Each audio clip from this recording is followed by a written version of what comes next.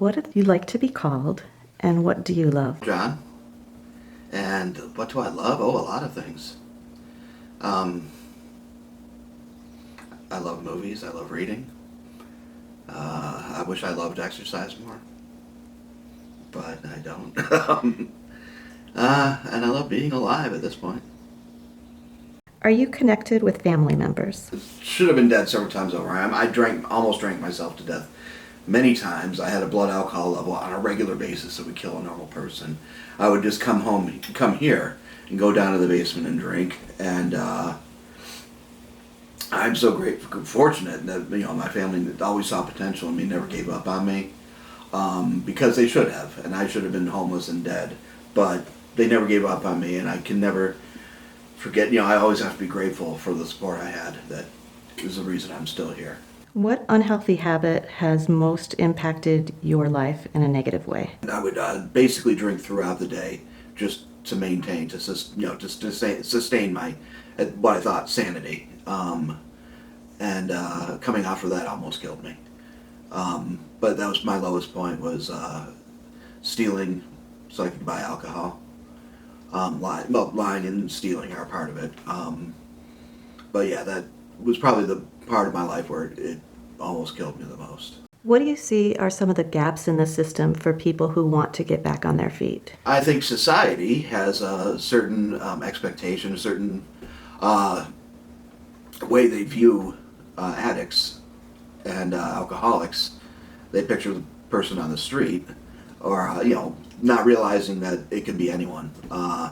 But people have certain judgment of it, so, and in a negative light, where a lot of people, whether they're just your neighbor or people in the government, look down upon addicts and alcoholics, think that they're purposely trying to be the way they are, when it's nobody's fault. No one really asks to become an addict or alcoholic. It just kind of happens, and it could be anyone.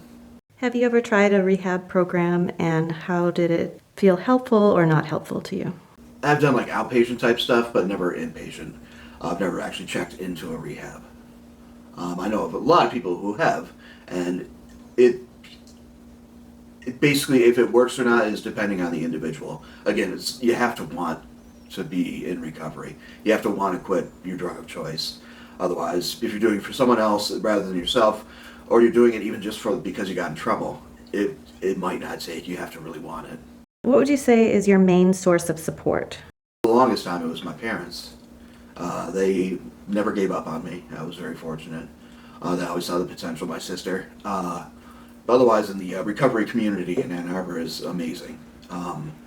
There are hundreds of 12-step meetings every week in the area, and basically you can reach out on social media and people will be there. What advice would you give to others? Giving up, getting sober from your drug of choice, alcohol or drugs or whatever it is. Bad things are still always going to happen in your life. And I always say it's how you deal with it that makes your life better. In my case, it's, I can tell you about back in 2005, my mother got double pneumonia and a high fever, and she was in her 70s, and I thought she was going to die. I crawled into a bottle, and I was no good to anyone. 10 years later, almost to the same date, we found out she was actually dying. And at that point, I had been sober from alcohol for just over 5 years, and the thought didn't even occur to me. And so how I dealt with, from us finding out she was dying to the 2.5 weeks later when she actually passed, I was able to be there for my family and for myself. And I was just so grateful that I was sober for the last 5 years of her life, and she could see me get better to a certain point in my life. And it's things like that that make one's life better.